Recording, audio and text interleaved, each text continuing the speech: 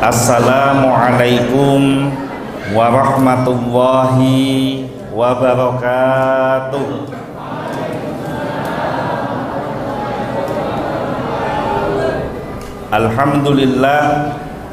Alhamdulillahilladzi anzalas sakinata fi qulubil mu'minin liyazdadu imanan ma'a imanihim. Asyhadu an la ilaha illallah wahdahu la syarikalah wa asyhadu anna Muhammadan abduhu wa rasuluh la nabiyya wa la rasula ba'dah. Allahumma sholli wa sallim ala sayyidina Muhammad al-fatih lima ughliqa wal khatimi lima sabaqa nasiril haqqi bil haqqi wal hadi ila siratikal mustaqim wa ala alihi haqqa qadrihi wa miqdarihil azim, amma ba'du. Kepada yang saya hormati dan yang saya muliakan, para alim ulama, para kiai, para ustadz, para guru-guru ngaji, para tokoh masyarakat, wabil khusus kepada yang saya ta'zimi Kiai Ahmad Mursyid dan Kiai Fathur Rahman. Mudah-mudahan Allah panjangkan umur beliau berdua sehingga kita senantiasa bisa mendapatkan barokah dari ilmu beliau. Segenap pengurus takmir Masjid Al-Amin, hadirin hadirat rahimakumullah, mudah-mudahan perkumpulan kita pada malam hari ini menjadi wasilah penyebab terkabulnya semua hajat dan keinginan kita, terhapusnya semua dosa-dosa kita, dan kita termasuk di dalam golongan umat yang mendapatkan syafaat dari Nabi Muhammad SAW. Yang menjadi pertanyaan besar adalah, ketika kita berkumpul di tempat ini pada malam hari ini, apa yang menjadi tujuan utama kita sehingga kita rela untuk meluangkan waktu kita yang harusnya sudah bisa istirahat di rumah, tetapi kita bersama-sama beriktikaf di dalam masjid. Nah, apa tujuannya? Tujuan yang paling utama adalah dalam rangka wujud syukur dan cinta kita menyambut kelahiran Nabi Muhammad SAW. Nah, kenapa kok kita harus cinta kepada Nabi Muhammad, dan kenapa kok kita harus bergembira atas kelahiran Nabi Muhammad SAW? Karena dalam sebuah kitab diterangkan ada percakapan antara Nabi Daud alaihi salam dan Allah Subhanahu wa taala, di mana Nabi Daud bertanya kepada Allah, "Ya Allah, apakah nikmat yang kecil yang telah kau berikan anugerah kepada umatmu?" Dijawab oleh Allah Subhanahu wa taala, nikmat yang paling kecil yang diciptakan oleh Allah untuk kita semua adalah hembusan nafas yang diberikan oleh Allah kepada kita. Jadi nafas yang kita hirup setiap hari ini adalah nikmat yang kecil di mata Allah. Kemudian Nabi Daud kembali bertanya kepada Allah, "Ya Allah, apakah nikmat yang paling besar yang kau ciptakan di dalam hidup ini?" Dijawab oleh Allah Subhanahu wa taala, nikmat yang paling besar yang aku ciptakan adalah kelahiran Nabi Muhammad sallallahu alaihi wasallam. Maka siapa yang bergembira menyambut kelahiran Nabi Muhammad SAW, dia akan mendapatkan syafaat dari Nabi Muhammad dan akan dikumpulkan bersama dengan Rasulullah di dalam surganya, sesuai dengan sabda Nabi Muhammad SAW, "Man ahbani kana ma'i fil jannah." Barang siapa yang cinta kepadaku, maka pasti akan bersamaku di dalam surga. Nah, yang menjadi pertanyaan saat ini adalah, kira-kira acara maulid semacam ini dalam sudut pandang agama Islam ini benar atau keliru? Karena zaman sekarang ini ada kelompok-kelompok radikal yang suka menyalah-nyalahkan kegiatan-kegiatan maulid, suka menyalah-nyalahkan kegiatan tahlilan, dikatakan mulutan bid'ah, dikatakan tahlilan bid'ah, dikatakan sholawatan bid'ah, dikatakan manakipan bid'ah. Yang menjadi pertanyaan, benar bid'ah atau tidak? Apakah kegiatan semacam ini, yaitu memperingati kelahiran Nabi Muhammad SAW, sudah sesuai dengan tuntunan dan syariat dari ajaran agama Islam, ataukah jangan-jangan ini melenceng dari ajaran agama Islam? Maka untuk menjawab pertanyaan ini, saya mengutip dari sebuah hadis Nabi yang ada di dalam kitab Sahih Bukhari dan Muslim, bahwa Nabi Muhammad SAW di dalam hadis tersebut diceritakan bahwa beliau setiap hari Senin senantiasa berpuasa. Maka para sahabat bertanya kepada Rasulullah, "Ya Rasulullah, limadza tasum?" Wahai Rasulullah, mengapa engkau setiap hari Senin selalu berpuasa? Dijawab oleh Rasulullah, "Dzaka yauma wulidtu." Aku berpuasa setiap hari Senin karena hari Senin adalah hari kelahiranku. Maka dari dalil ini kita bisa melihat ada dua pelajaran yang bisa kita ambil. Yang pertama, kalau Rasulullah berpuasa pada hari Senin dalam rangka memperingati hari kelahirannya sendiri, artinya Rasulullah bermaulid untuk kelahirannya sendiri. Kemudian yang kedua, kalau dulu kita oleh guru-guru kita pernah diajarkan untuk berpuasa setiap hari kelahiran kita, maka ini bukan mengada-ngada, tapi dalam rangka itba' sunnah kepada Nabi Muhammad SAW, di mana Nabi Muhammad berpuasa untuk hari kelahirannya sendiri. Maka ketika para sahabat mendengar bahwa setiap hari Senin Rasulullah berpuasa untuk memperingati hari kelahirannya, ba'da sholat asar, para sahabat ini pulang ke rumahnya masing-masing, mencari makanan yang ada di dalam rumahnya, kemudian makanan ini dibawa, dikumpulkan ke Masjid Nabawi. Pertanyaannya, kenapa kok para sahabat mengumpulkan makanan di Masjid Nabawi? Jawabannya adalah ingin ikut bergembira menyambut kelahiran Nabi Muhammad SAW. Kenapa kok mereka ingin ikut bergembira? Dalam sebuah riwayat diterangkan, para sahabat pernah mendengar bahwa salah satu dari seorang paman Nabi, ada yang menyebutkan Sayyidina Hamzah, ada yang menyebutkan Sayyidina Abbas, ini pernah bermimpi bertemu dengan saudaranya yang juga paman Nabi, tapi ingkar, kafir kepada Allah Subhanahu wa Ta'ala, dan orang ini ketika hidupnya dijamin akan masuk neraka. Namanya Abdul Uzza. Tahu enggak siapa Abdul Uzza itu? Abdul Uzza ini punya nama beken. Nama bekennya Abu Lahab. Jadi Abu Lahabnya masih hidup, oleh Allah sudah dijamin akan masuk neraka. Dalilnya tabbat siada Abi Lahabim wa tab. Bahkan tidak cuma suaminya, istrinya juga kompak dijamin masuk ke dalam neraka. Wa mra'atuhu hammalatal hatab fi jidiha hablum mim masad. Nah, ketika Sayyidina Hamzah atau Sayyidina Abbas ini bermimpi berjumpa dengan Abu Lahab, Abu Lahabnya sudah mati. Di dalam mimpinya pamannya Rasulullah ini, beliau ini melihat bahwa Abu Lahab setiap hari mengalami siksaan yang begitu hebat, tetapi setiap hari Senin siksanya diringankan oleh Allah Subhanahu wa Ta'ala. Bahkan ada sebuah riwayat yang menerangkan setiap hari Senin siksanya diliburkan. Maka bertanya paman Rasulullah kepada Abu Lahab, "Hai Abu Lahab, apa yang menjadi penyebab kamu kok setiap hari Senin siksanya diringankan oleh Allah?" Dijawab oleh Abu Lahab, "Dulu waktu Siti Aminah akan melahirkan Nabi Muhammad, aku itu punya budak namanya Suwaibah.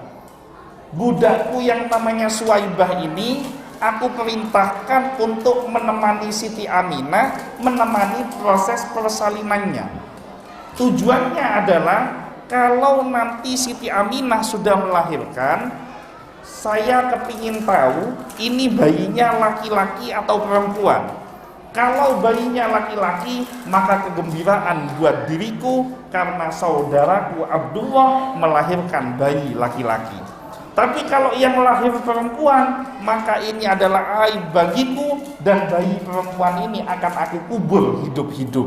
Karena budaya orang Arab jahiliyah dulu, kalau bayi laki itu kebanggaan, tapi kalau bayi perempuan itu sebuah aib dan dikubur hidup-hidup. Maka ketika Siti Aminah melahirkan bayi yang paling mulia, yaitu bayi dari baginda Nabi Muhammad SAW, gembira Suwaibah lari dengan kencang menghadap kepada tuannya Abu Lahab. Wahai tuanku, istri dari saudara laki-lakimu telah melahirkan bayi berjenis kelamin laki-laki. Maka ketika Abu Lahab mendengar bahwa bayinya ini laki-laki, gembiranya luar biasa. Bahkan saking gembiranya, Abu Lahab ini kemudian berkata kepada Suwaibah, wahai Suwaibah, hari ini adalah hari yang paling membahagiakan untuk diriku. Maka karena kegembiraanku hari ini, kamu yang asalnya statusnya sebagai budak, aku merdekakan menjadi manusia yang merdeka. Nah, pertanyaannya, kenapa Abu Lahab gembira? Karena bayinya laki-laki.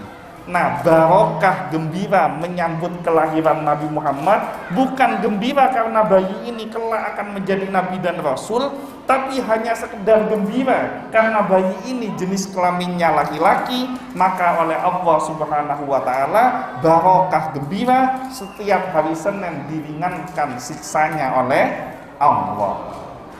Harga budak, kalau budak kan sekarang sudah tidak ada ya, anggap harga unta.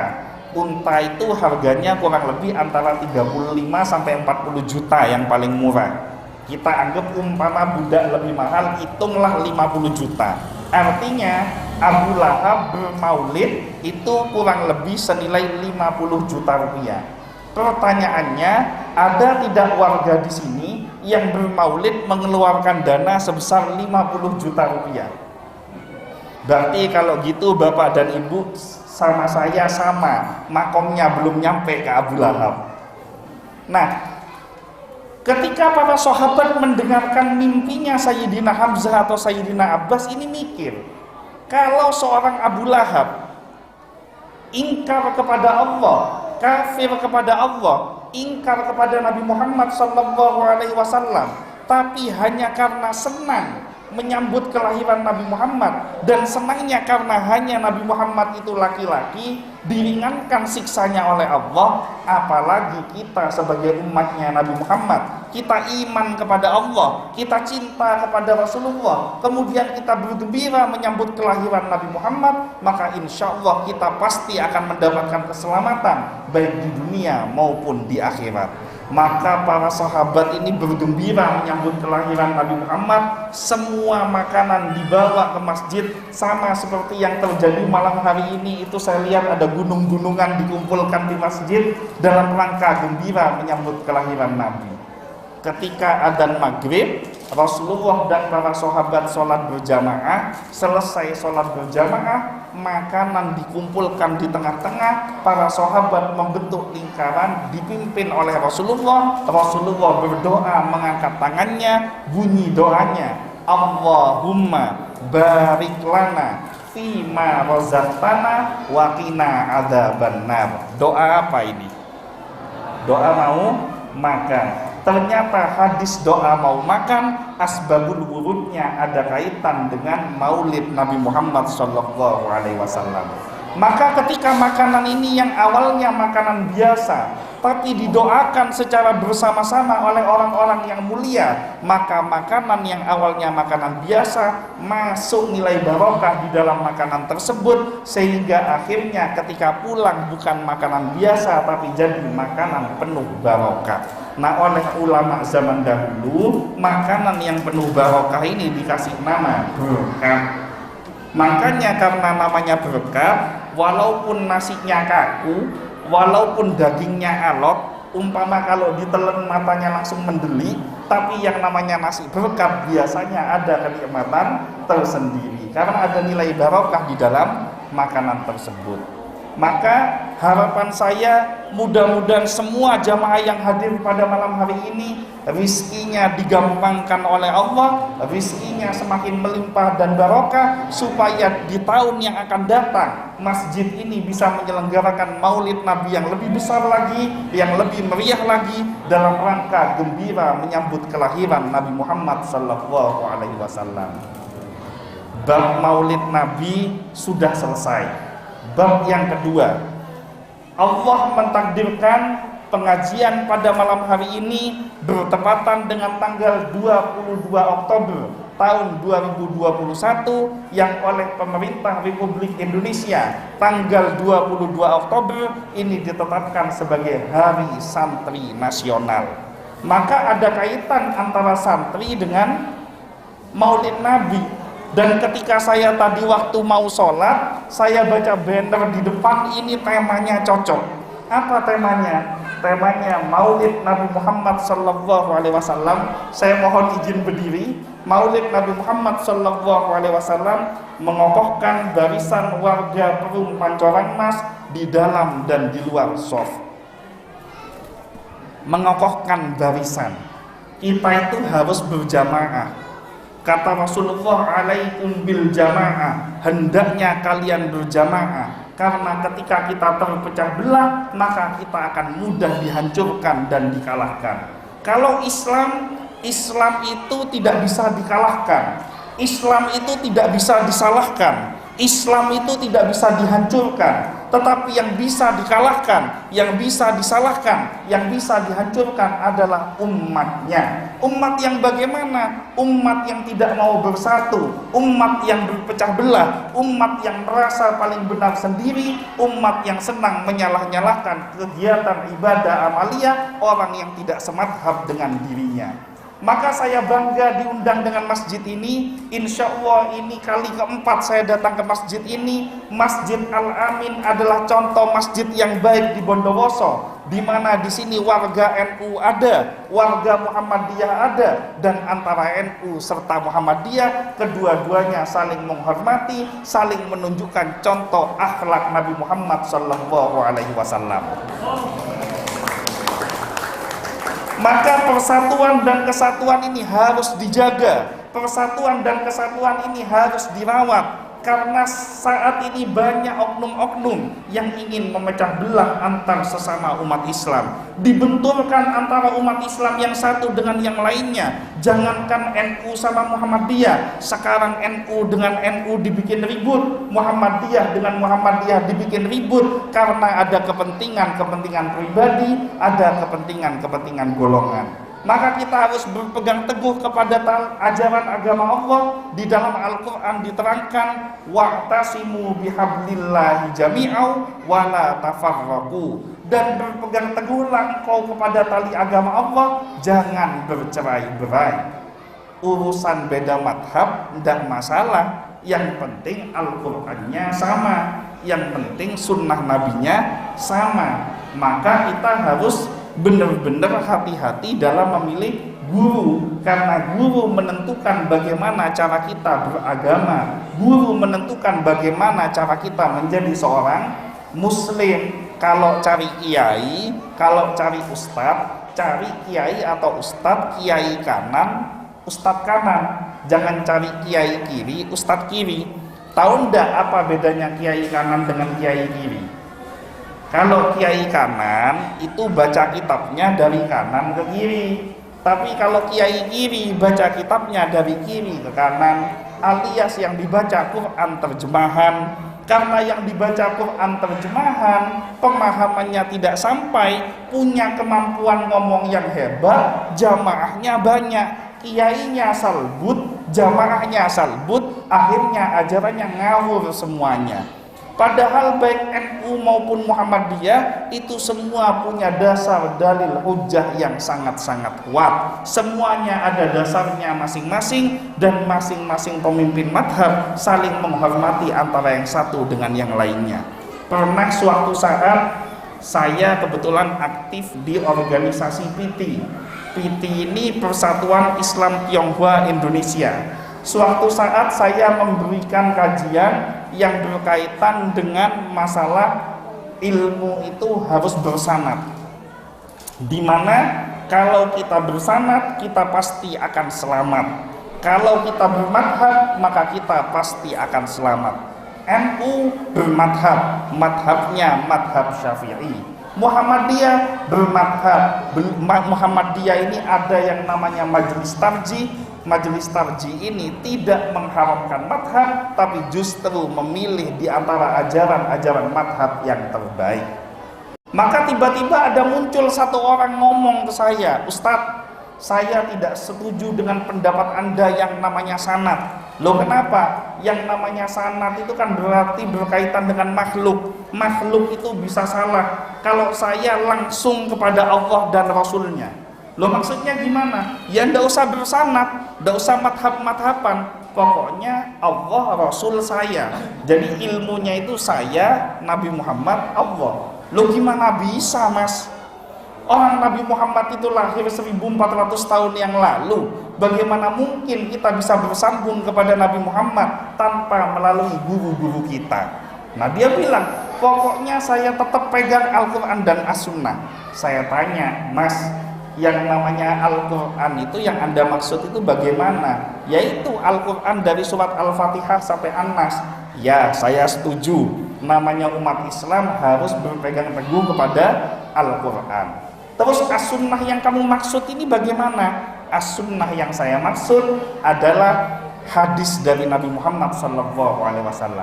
Dan terus kamu tahu hadis itu dari mana? Tahu hadis itu dari kitab hadis. Nah kitab hadis apa yang paling kamu pegang? Kitab hadis yang paling saya pegang adalah kitab hadis Sahih Bukhari, karena ini kitab hadis yang paling benar. Saya tanya, tahu nggak Imam Bukhari itu siapa? Kan katanya kitab Sahih Bukhari itu kitab hadis yang paling benar. Dia bingung, nggak bisa jawab siapa itu Imam Bukhari. Imam Bukhari itu nama kecilnya Muhammad bin Ismail bin Ibrahim bin Mughirah bin Bardisbah al-Bukhari. Beliau ini punya guru total 2000 orang. Salah satu dari gurunya namanya Imam Ahmad bin Hambal, pendiri madhab Hambali. Imam Ahmad bin Hambal ini punya guru juga banyak. Salah satu gurunya adalah Imam Muhammad bin Idris Asy-Syafi'i, pendiri madhab Syafi'i. Imam Muhammad bin Idris Asy-Syafi'i punya guru juga banyak. Salah satunya adalah Imam Malik bin Anas, pendiri madhab Maliki. Imam Malik bin Anas punya guru namanya Imam Nafi'. Imam Nafi' punya guru namanya Abdullah bin Umar. Abdullah bin Umar punya guru namanya Nabi Muhammad sallallahu alaihi wasallam. Kemudian kamu katakan tidak usah bersanad, tidak usah berguru, langsung Allah dan Rasulnya. Sementara hadis yang kamu pegang Sahih Bukhari, penyusunnya yang namanya Imam Bukhari ini punya guru dan gurunya bersambung kepada Nabi Muhammad sallallahu alaihi wasallam. Ini yang mabuk, yang ngomong atau ajarannya. Nah ini makanya waspada, hati-hati, karena zaman sekarang banyak sekali orang-orang yang berusaha merusak ajaran-ajaran agama Islam, menghancurkan, membuat berantem antara yang satu dengan yang lainnya. NU sama Muhammadiyah dibetulkan masalah sholat subuh, yang satu kunut, yang satu nggak mau kunut, dibikin ribut. Tapi itu dulu. Kalau sekarang alhamdulillah sudah nggak ada yang ribut. Kenapa? Karena yang ribut sama-sama nggak sholat subuh, makanya nggak ada yang ribut. Jadi sanad ini penting kita pegang, guru ini penting kita pegang, jangan keliru dalam memilih guru. Ini hal yang kedua yang ingin saya sampaikan. Yang ketiga dan yang terakhir, Islam itu akan kuat kalau kita mau menjaga persatuan dan kesatuan antar sesama umat Islam. Jangan mau dikotak-kotakan karena kepentingan politik. Kita mungkin punya pilihan politik yang berbeda, kita mungkin punya perbedaan pandangan pendapat yang berbeda, tapi jangan sampai menyebabkan perpecah belahan. Karena ikhtilaf itu jangankan zaman sekarang, bahkan pada zaman Nabi Muhammad SAW yang namanya ikhtilaf ini juga terjadi. Ada sebuah hadis yang menceritakan suatu saat Rasulullah mengumpulkan para sahabat, diperintahkan untuk pergi ke perkampungan Bani Quraidah. Perintahnya, kamu pergi ke kampung Bani Quraidah, jangan sampai kamu sholat asar sebelum sholat asar di kampung Bani Quraidah. Maka ketika perjalanan ke perkampungan Bani Quraidah, sampai di tengah perjalanan masuk waktu asar. Sahabat beda pendapat. Kelompok yang pertama berpendapat karena sudah masuk waktu sholat, maka harus diselenggarakan sholat asar.